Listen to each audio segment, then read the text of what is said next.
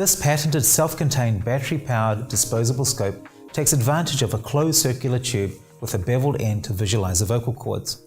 Unlike other scopes, the light is transmitted from the proximal end to the distal tip using a ring of LEDs.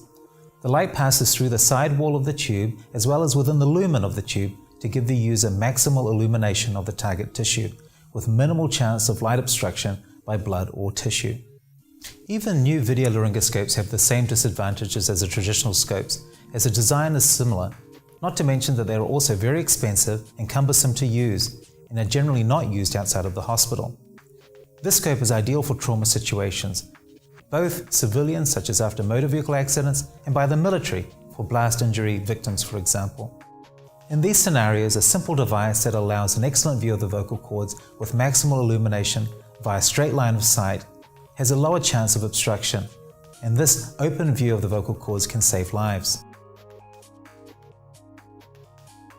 The shortest distance between 2 points is a straight line, and the scope's design with a narrower waist mid-tube allows the scope to negotiate the patient's anatomy. The scope is passed under the epiglottis, an easily identifiable laryngeal landmark to view the vocal cords. The beveled opening at the end of the tube sits parallel to the vocal cords, and the tip of the scope can be easily passed between the vocal cords if required to help open the airway further, to give the user the best view possible of the vocal cords. Another significant advantage this device has over other intubating laryngoscopes is due to the scope having a circular transparent tube with excellent illumination, which can be used to identify key laryngeal structures to give the user an idea where the vocal cords may be located. In trauma situations, the ability to see the vocal cords with surrounding blood and tissue trauma with a regular scope is poor, and oftentimes inexperienced users resort to a cricothyroidotomy, which carries a very high risk of failure and complication.